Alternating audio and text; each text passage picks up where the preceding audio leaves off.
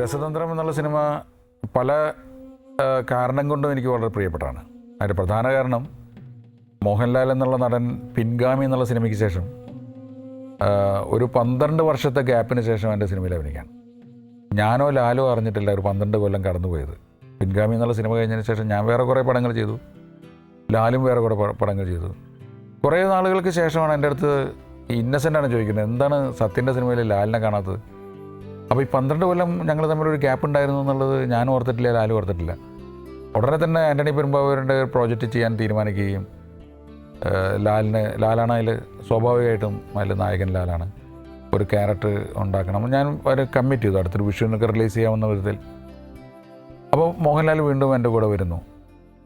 പക്ഷേ അപ്പോൾ വലിയൊരു ധർമ്മസങ്കടം വന്നത് എല്ലാ എഴുത്തുകാരും തിരക്കിലായി.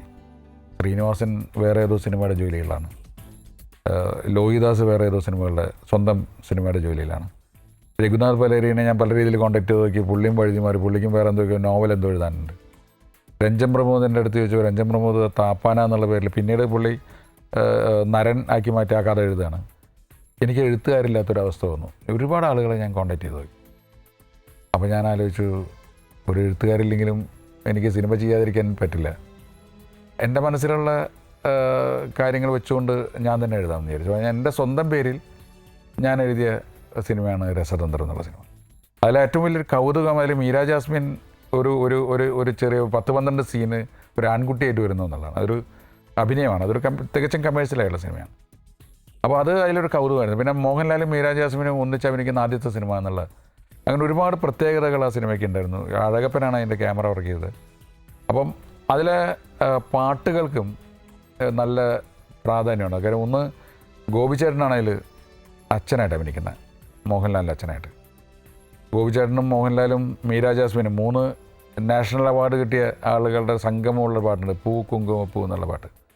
ലാല് ഗോപിച്ചേട്ടനായിട്ടുള്ള ഒരു അച്ഛൻ മകൻ സൗഹൃദം, അത് വളരെ ഭംഗിയായിട്ട് ഗിരീഷ് എഴുതുകയും രാജ് സാറ് മ്യൂസിക് ചെയ്തിട്ടുള്ള ദാസേട്ടൻ വളരെ നന്നായി പാടിയ ഒരു പാട്ടാണ് പൂ കുങ്കുമപ്പൂ. പൂ കുങ്കുമപ്പൂ പുഞ്ചിരിക്കും ചെമ്പകപ്പൂ എൻ നെഞ്ചകത്തെ തങ്കനില താമരപ്പൂ.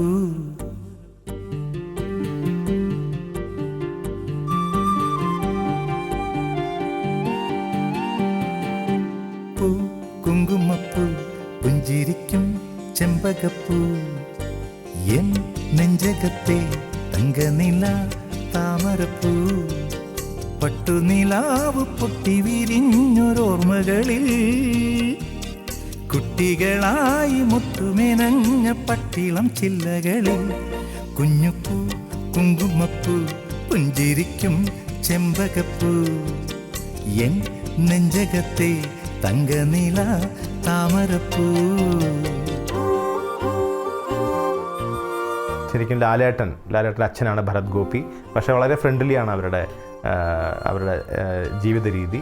ശ്രീ ഗിരീഷ് പുത്തഞ്ചേരിയുടെ വരികൾക്ക് രാജസാറിൻ്റെ, ഇന്നത്തെ ലിവിങ് ലെജൻഡായ രാജസാറിൻ്റെ മനോഹരമായ ഗാനം. 51 അക്ഷരം ചൊല്ലി പഠിപ്പിച്ചോരൻ ഗുരുനാഥനല്ലേ, അന്തിക്കീരുട്ടിലെ വെട്ടം തെളിയിച്ച കൈത്തിരി നാളമല്ലേ.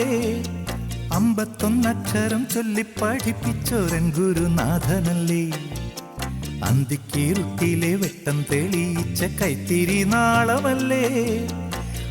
താരാട്ടുമൂളാൻ പാട്ടായതും താളം പിടിക്കും വിരലായതും അമ്മയില്ലാത്ത നൊമ്പരം മായ്ക്കും അച്ഛൻ്റെ പുണ്യമല്ലേ.